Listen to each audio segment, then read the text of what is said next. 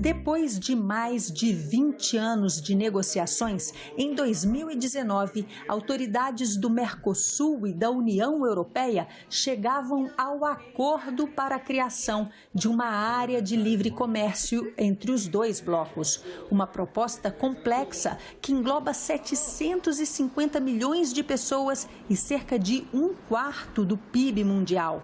Uma proposta que prevê ainda compromissos de proteção ambiental e de redução de emissão de gases de efeito estufa.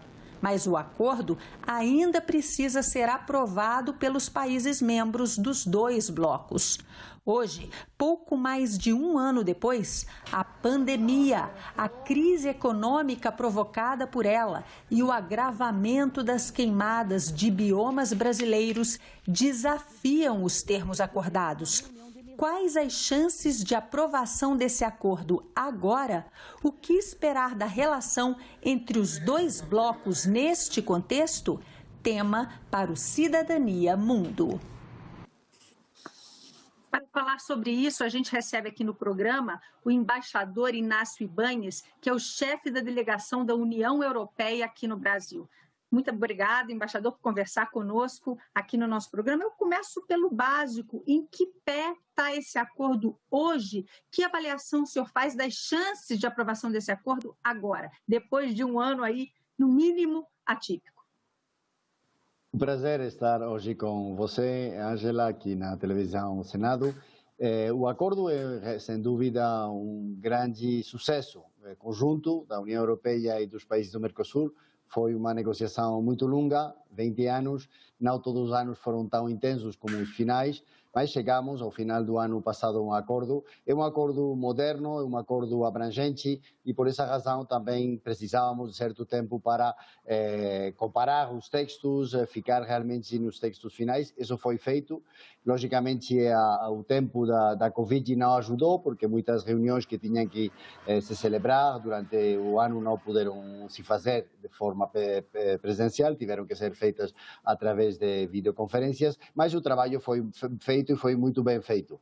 Agora já temos um acordo, ainda temos que passar, logicamente, do período entre os negociadores, que são a Comissão Europeia e os governos dos países do Mercosul. Agora vamos passar para justamente a avaliação por os parlamentos das duas as partes. Vamos dizer, é a parte mais política, onde, logicamente, os governos, e no caso a Comissão Europeia, do lado da União Europeia, tem que apresentar os resultados dessa negociação e são depois os parlamentos, no caso da União Europeia, o Parlamento Europeu e também os parlamentos dos Estados-membros, quem tem que avaliar este acordo e, logicamente, também do lado do Mercosul, isso vai ser feito. Mas, realmente, para nós foi um grande sucesso. Todo este ano tivemos a possibilidade de ver cada um dos elementos do acordo e na apresentação que vocês fizeram agora, justo ao início do programa, se vê realmente o abrangente do acordo. Quando vamos ter o acordo, isso vai depender, logicamente, dos tempos políticos, que são tempos que não marcamos, vamos dizer, nós, desde a própria Comissão Europeia, são cada um dos parlamentos, em primeiro lugar o Parlamento Europeu e depois também os parlamentos nacionais, e aqui no parte do Mercosul a mesma coisa, mas a nossa vontade é realmente que seja um acordo que possa entrar em vigor o antes possível. Sempre foi um acordo bem necessário entre as duas partes, mas eu acho agora que estamos passando esta crise tão forte do Covid, primeiro uma crise humanitária, mas também uma crise econômica, o acordo vai justamente nos trazer elementos de desenvolvimento para as duas as partes e desse ponto de vista o acordo é ainda mais importante agora que era já há um ano. A avaliação é mais importante agora e eu aproveito para perguntar, mas é também mais fácil de passar agora por esses parlamentos? No caso, por exemplo, do continente sul-americano, a gente viu enorme impacto econômico.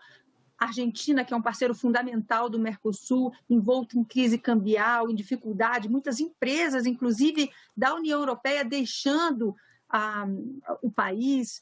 Nesse cenário, é possível falar ainda de repactuação de alguns desses pontos de acordo? Ou esse trabalho já foi feito, está fechado até aqui e agora começa só uma segunda etapa? O acordo está fechado, foram, eu falei, umas negociações muito longas, onde tivemos as duas partes as possibilidades de ver as diferenças. Cada uma das partes, logicamente, teve uma preocupação particular para cobrir, sobretudo, os setores, vamos dizer, que podem ser mais, receber consequências mais negativas. Eu acho agora já o acordo está feito. O que agora temos que fazer, os governos das duas partes e a Comissão Europeia, é explicar bem o acordo, porque muitas vezes eu vejo declarações de uns e de outros respeito ao acordo e não há realmente um conhecimento profundo. O acordo, insisto, é verdade que foi negociado há 20 anos, mas contém todos os elementos mais modernos de um acordo. Primeiro, a base do acordo é uma vontade das duas partes realmente de ter uma parceria muito mais estreita que tínhamos no passado. Então, é uma aposta conjunta para que a União Europeia e o Mercosul caminhem juntos daqui para frente, ainda cooperando mais do que fazíamos no passado. É um acordo comercial, vai criar a maior área de livre comércio do mundo, no momento onde precisamente muitos dos grandes parceiros, tanto dos países do Mercosul, mas também parceiros da União Europeia, como pode ser os Estados Unidos ou a China, ao contrário, estão mirando cada vez mais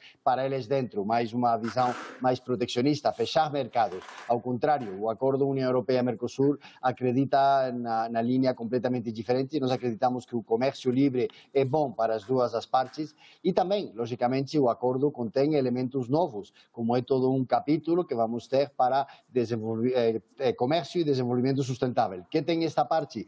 Esta parte é uma convicção conjunta das duas partes, dos países do Mercosul e dos países da União Europeia, em que o comércio, que é muito positivo para as duas partes, tem que ser feito respeitando umas regras. Por exemplo, o comércio não pode fazer-se em detrimento dos direitos dos trabalhadores. O comércio não pode se fazer tampouco no detrimento do meio ambiente. Esses elementos que estão justamente nessa parte são essenciais. Por exemplo, o acordo reconhece que as partes, tanto os países do Mercosul como os países da União Europeia, são todas signatárias do Acordo de Paris sobre mudanças climáticas e recorda e estabelece condições muito claras que temos que cumprir com esse acordo, porque é uma necessidade e uma vontade das duas partes. Então, essa é a parte que agora temos que fazer, explicar. Desculpa lhe interromper, como Não, fica por favor. essa parte especificamente quando o Brasil vem enfrentando, e até o próprio presidente Bolsonaro, alguns desentendimentos verbais sobre o tema ambiental, se colocando de forma... Ele disse que há uma campanha, disse recentemente no Encontro das Nações Unidas, que havia, na verdade, uma campanha de desinformação quando o tema é a proteção ambiental brasileira. Como é que o senhor acredita que esses itens agora estão se desenhando nessa relação entre Brasil, especificamente, que tem esse tema na agenda hoje brasileira, com a queimada no Pantanal, e os países da União Europeia mais sensíveis a essa questão? O tema medioambiental é um tema sensível, eu diria que para todo o conjunto da União Europeia, não somente alguns países, pode ser que alguns deles falem mais ou mais alto, mas a preocupação é geral. Todos os países da União Europeia têm essa preocupação. Se você mira quais são as prioridades da nova Comissão Europeia, são precisamente a da recuperação verde e digital. Então, o elemento componente verde está lá nas nossas políticas internas, em primeiro lugar, mas também nas nossas políticas externas. Então, isso é uma preocupação geral. Eu diria que hoje em dia é uma preocupação internacional. Você mira as grandes, praticamente todos os países têm esta preocupação. E aqui mesmo, você fala do Brasil, eu acompanhei todo o processo agora com o desmatamento na Amazônia, os fogos na Amazônia, mas também no Pantanal. A reação, vamos dizer, do conjunto da sociedade brasileira, as grandes empresas, os grandes bancos, os representantes da sociedade civil, a maioria dos políticos tem justamente insistido nesse ponto de vista. Então, acho que esse ponto de vista, o acordo, é por isso que eu insisto que é um acordo moderno, porque é um acordo que justamente tem isso em conta. Mas, logicamente, sim, a situação que está acontecendo na Amazônia, mas também a que está acontecendo no Pantanal, é um elemento de preocupação, porque se você quer, como queremos, os países do Mercosul e os países da União Europeia, fazer uma parceria conjunta, temos que ficar bem cientes e bem tranquilos, vamos dizer, que essas prioridades são são respeitadas por todos os lados. Então, dentro do debate político, que eu insisto, vai começar agora, com as discussões nos parlamentos, logicamente a situação que acontece com as queimadas é muito importante e é preciso, e no nosso diálogo com o governo brasileiro temos insistido em que realmente lá precisamos de uma determinação, uma vontade de mudança por parte do governo e, sobretudo, resultados. Avaliamos muito positivamente a criação do Conselho Amazônia, o fato que esse conselho está presidido por um vice-presidente é uma coisa muito positiva, a coordenação que ele está fazendo é muito bom. Ele também tem permitido à União Europeia, eu acho que também a outros parceiros, de estabelecer uma relação muito direita com esse conselho. Temos um diálogo que já começamos há alguns meses com ele, justamente para marcar essas ideias de necessidade de mudança por lado brasileiro, mas também, e essa é uma coisa que caracteriza, vamos dizer, a União Europeia, é nós avaliamos ou fazemos um comentário sobre a preocupação que temos com essas coisas, mas ao mesmo tempo também chegamos com uma oferta de cooperação. Nós queremos ajudar ao Brasil, nós compreendimos do vice-presidente, mas também do presidente, que essa preocupação existe aqui no Brasil, e a União Europeia o que quer é ajudar com essa cooperação justamente tão importante para combater este desafio, que é um desafio brasileiro em primeiro lugar, mas também um desafio internacional. Quando o senhor traz e apresenta ao presidente, ao vice-presidente, a necessidade de mudança no cenário brasileiro como uma das demandas da União Europeia nessa negociação, qual é o retorno que o senhor recebe? O Brasil está disposto a esse diálogo? Qual é hoje a sua percepção sobre a atuação brasileira nesse quesito?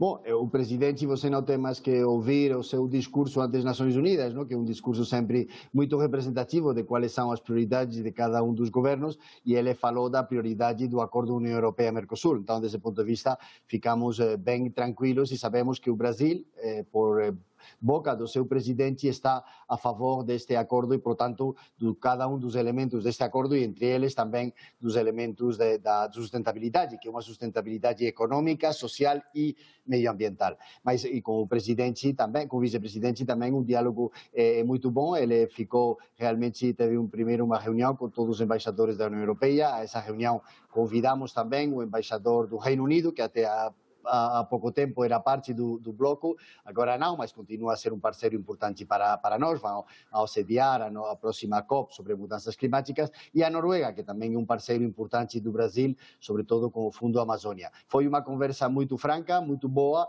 O vice-presidente insistiu que ele sabe quais são as prioridades que tem que desempenhar, que tem que cumprir dentro do acordo, e como você sabe, para um militar, uma missão é uma missão. Então, estou seguro que ele vai fazer tudo possível justamente para trabalhar. E a mensagem da União Europeia foi: aceitamos essa mensagem, é muito bem recebido dentro da União Europeia, mas logicamente precisamos de resultados, e desse ponto de vista também oferecemos a nossa cooperação nas áreas onde o Brasil considera que a União Europeia pode ajudar, junto com outros parceiros. Que tipo de cooperação, por exemplo, o senhor hoje acredita que a União Europeia esteja mais pronta para oferecer?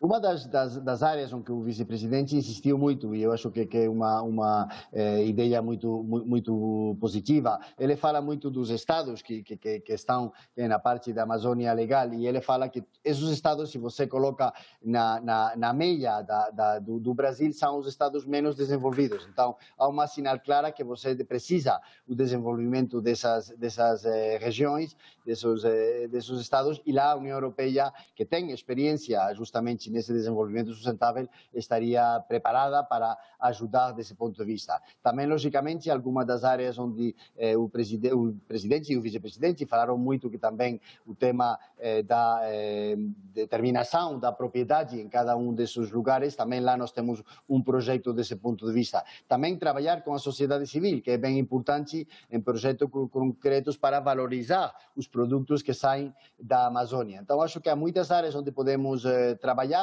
Também o setor privado tem um grande interesse. Vimos recentemente essa decisão dos 3 maiores bancos do Brasil, comprometendo-se para ajudar nessa cooperação, e nós falamos com eles, falamos com os outros grandes parceiros para justamente buscar formas de desenvolver essa região. Mas também o pedido que fazemos ao governo do Brasil é do cumprimento da lei, porque muitas vezes o presidente e o vice-presidente falam, e tem razão, que o Brasil tem um código florestal, por exemplo, que é um código muito moderno, mas o que falta é a aplicação desse código. Então, temos que dotar de meios aos órgãos que estão justamente para supervisar essas questões. Lá há uma preocupação, porque nos últimos anos alguns destes órgãos têm perdido orçamento e têm perdido efetivos de pessoas, isso tem que se melhorar. Então, desse ponto de vista, estamos abertos para as partes onde o Brasil, o governo do Brasil, mas também os estados do Brasil, porque, logicamente, vocês são um país federal e, como não, também o setor privado podem ajudar e a União Europeia vai estar sempre lá, desse lado, para ajudar nessa direção. Você falou agora há pouco que existiam muitos erros que fazia parte do papel da União Europeia esclarecer em relação aos termos do acordo. Quais são esses erros? O que as pessoas, em geral, estão entendendo errado do acordo firmado entre União Europeia e Mercosul?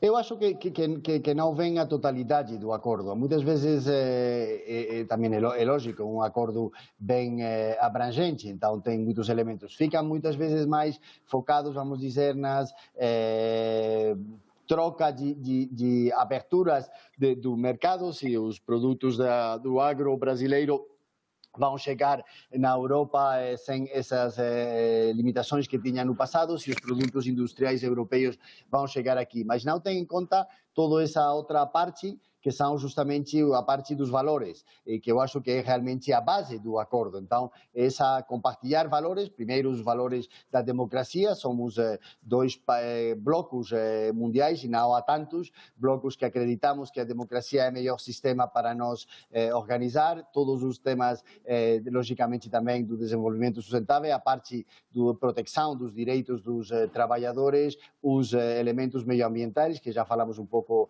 deles, todos os elementos estão lá, recolhidos no acordo, e muitas vezes quando vocês, ou eu, ouço algumas críticas, e algumas dessas críticas também dentro do próprio bloco europeu, tenho a percepção que o acordo não é bem compreendido. Desse ponto de vista, vamos lançar nas próximas semanas um processo de reuniões com representantes da sociedade civil brasileira, justamente para apresentar melhor o acordo, poder ouvir as petições que podemos receber desse acordo e, logicamente, também, para finalizar com um elemento bem positivo, o acordo vai dar também uma área, uma possibilidade de participação justamente para a sociedade civil. O acordo reconhece que, sendo um acordo precisamente que vai beneficiar aos países, não é um acordo somente entre governos, sino que é um acordo que vai beneficiar a cada uma das sociedades. As sociedades vão ser convidadas também para participar, vamos criar uns conselhos,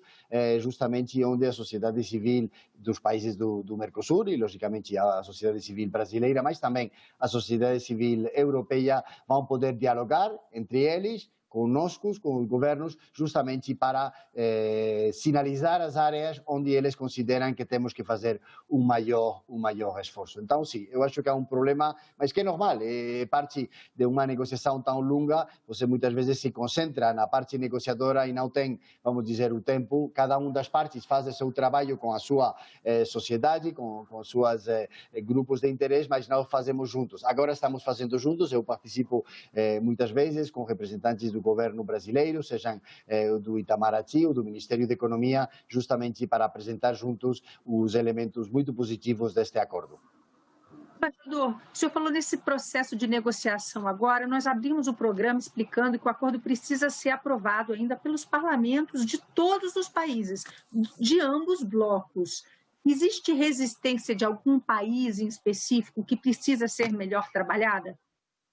Sem dúvida, existem preocupações que já vimos antes, vamos dizer, de que eles recebam o acordo, porque o acordo ainda não chegou aos parlamentos nacionais e já vimos como o parlamento da Áustria, na Irlanda, na França, com um estudo que eles fizeram recentemente. Eu acho que Quais são os principais temores desses países? Não, bom, os temores, sim, os temores desses países, insisto, eu acho que são os temores do conjunto da União Europeia. Os temores estão muito focados no âmbito da sustentabilidade. Há uma preocupação com o que está acontecendo na Amazônia, o fato de ver essas queimadas, de ver também dos desmatamentos, a carência, vamos dizer, de uma reação pública forte e decidida, Então, esse ponto de vista, essa é a grande preocupação, eu diria. Também depois, cada um dos países tem preocupações particulares, porque, logicamente, este acordo vai ter efeitos em cada um destes países. Então, pois, imagino que no âmbito da Irlanda há uma preocupação do ponto de vista de alguns dos seus produtores de carne, nos outros países há outras preocupações, e aqui também nos países do Mercosul há outras preocupações. Mas o que eu, voltando um pouco onde estamos, mirando para o futuro, estas preocupações eu acho que têm que ser ouvidas com muito interesse e com preocupação e, sobretudo, com vontade realmente de responder às suas preocupações. E essa foi a resposta que a Comissão Europeia tem dado a cada um dos países que tem se manifestado com preocupações. O que nós falamos com eles é: vamos ouvir, temos que discutir entre todos nós, entre o seno da União Europeia. Agora, a Comissão Europeia tem que apresentar o resultado desta negociação. O texto final tem que ser apresentado no Conselho da União Europeia, que é o Conselho que regrupa a todos os governos da União Europeia. Lá vamos ter uma discussão com todos eles. Logicamente, vamos tentar de responder às suas preocupações e depois temos que ir ao Parlamento Europeu e aos parlamentos nacionais. Então, eu acho que esse é o trabalho que temos que fazer agora e é importante fazer esse trabalho juntos, porque de nada não vamos ir muito adiante e vamos dizer se somente um dos partes, os países do Mercosul, aceitam o acordo, mas os países da União Europeia não aceitam, ou se mira você do lado contrário. Então, nesse processo de explicação do acordo, temos que ir juntos. Nós estamos pedindo um esforço particular ao governo brasileiro neste tema do meio ambiente e, logicamente, esperamos que eles vão nos acompanhar com resultados concretos que nós podamos apresentar também na Europa. Na etapa em que estamos hoje, não há mais como renegociar termos do acordo. O que vai se negociar em cada um desses parlamentos é se aceita ou não aceita. Se não aceitar, jogou água no projeto todo, se um dos parlamentos não aceitar. É isso? Isso vai, como você sabe, todas estas coisas é sempre difícil fazer as coisas ou é branco ou é preto, não? As coisas têm muitos mais colores e o Brasil é um bom exemplo justamente desse colorido, não? Que tem a realidade nossa de todos os dias. O importante agora não é tanto chegar o acordo vai estar, não. A nossa convicção é que o acordo é muito positivo para as duas partes, então a nossa convicção é que vamos conseguir sacar adiante o acordo. O que é importante agora é trabalhar juntos, fazer esse esforço juntos. Estamos fazendo, nós estamos um diálogo regular, permanente, com o governo brasileiro, fazendo chegar ao governo brasileiro as nossas preocupações de uma forma clara, direta, como temos que fazer entre parceiros e queremos continuar para o futuro. Logicamente, o Brasil também vai nos expressando as suas preocupações, também os outros países. Você falou da Argentina, que logicamente tiveram uma mudança de governo, um novo governo chega com ideias novas, eles também têm preocupações, vamos dizer, particulares para cada um deles. Então, o importante é, quando vocês querem fazer uma associação que vai ser tão importante entre as duas partes, é realmente a linha de confiança. Eu não quero chegar a hipóteses de que o acordo não vai sair, eu estou convencido que o acordo vai sair, mas para sair, para que o acordo seja refrendado por todas as partes, necessitamos fazer um grande esforço. E, sem dúvida, esse esforço passa por muitos elementos, mas agora, e centrados aqui no Brasil, o tema do meio ambiente, sem dúvida, é central. Se não temos resposta desse ponto de vista, vai ser missão impossível, como a película, conseguir sacar o acordo. Ao contrário, se o Brasil continua, como está fazendo já, a adotar medidas que vão na boa direção, se os resultados começam a chegar, eu estou convencido que vamos poder fazer. Tivemos outras vezes, outros momentos, se você se lembra, há um ano precisamente, quando você fazia referência no início do programa a essa ideia, como era a situação, eu estava lá em Bruxelas, ainda não tinha chegado como embaixador aqui no Brasil, e me lembro que muitas pessoas falavam: não, o acordo está morto porque o Brasil vai abandonar o Acordo de Paris. O Acordo de Paris é um elemento central do acordo, então não vamos ter o acordo. Não foi verdade, o Brasil reiterou que o país vai seguir no Acordo de Paris, podemos terminar a negociação. Então eu acho que uma coisa parecida pode acontecer agora, sempre se fazemos todos, porque não é uma só coisa, é de uma só parte, todos fazemos um esforço de nos concentrar no que é o importante, que são os resultados, deixar um pouco de lado, vamos dizer, as acusações de um lado e de outro, tentar de compreender sempre a outra parte, e esse é um esforço que temos que fazer, mas com esses esforços eu sou otimista, é parte também do meu trabalho, sem dúvida, mas ser otimista, eu acho que podemos chegar a esse acordo, mas, insisto, temos que trabalhar, temos que realmente conseguir avançar nessa relação, que vai ser muito importante. E se vemos, sobretudo, eu acho que temos que sempre comparar onde queremos ir e onde podemos terminar. Se pensamos numa situação em que, por as razões que são, o acordo não chega a bom fim, o que teremos é uma oportunidade perdida, tanto para os países do Mercosul como para os países da União Europeia. Então temos que ver que se nós aproveitamos, os países do Mercosul e a União Europeia, esta possibilidade, outros chegarão e aproveitarão ou desenvolverão uma relação diferente. Então é uma oportunidade única e temos que aproveitar.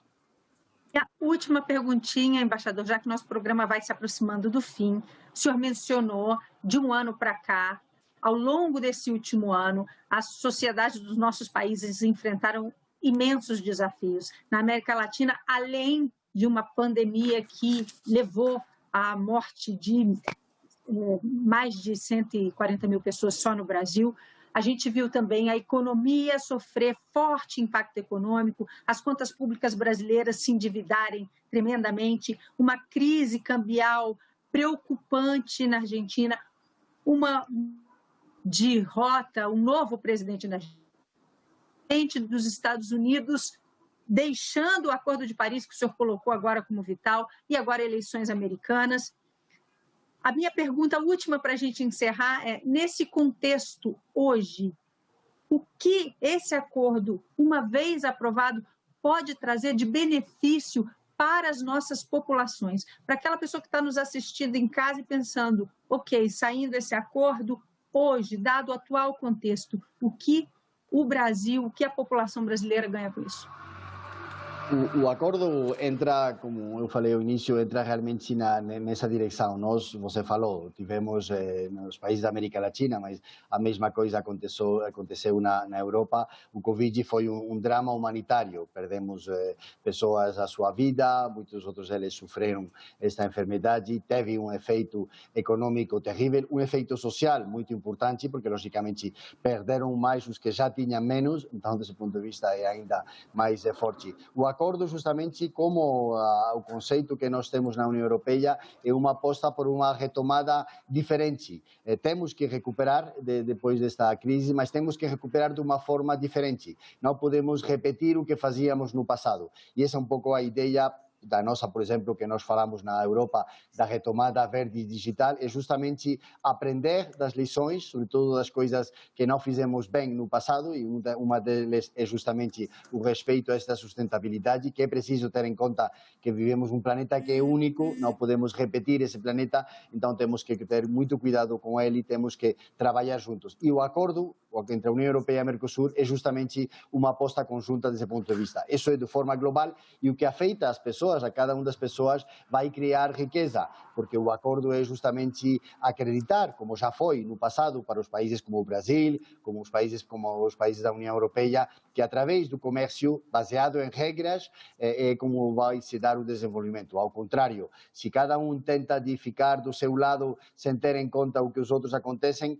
vamos repetir os erros do passado. Então, para nós, sim, o acordo União Europeia-Mercosul é um elemento essencial dessa retomada verde e digital que queremos lançar da União Europeia e, logicamente, para nós, o Brasil tem que ser também um parceiro importante, não somente no acordo, mas também nesse esforço dessa retomada verde e digital. O Brasil tem muitíssimo que oferecer ao mundo inteiro, justamente porque tem um país que tem, por exemplo, no âmbito energético, uma matriz muito bom do ponto de vista energético, tem uma riqueza, biodiversidade incrível, é a grande potência da biodiversidade do mundo. Então, para a União Europeia, ter o Brasil de parceiro nesse esforço no âmbito da retomada é sem dúvida essencial e o acordo vai contribuir a esse esforço conjunto.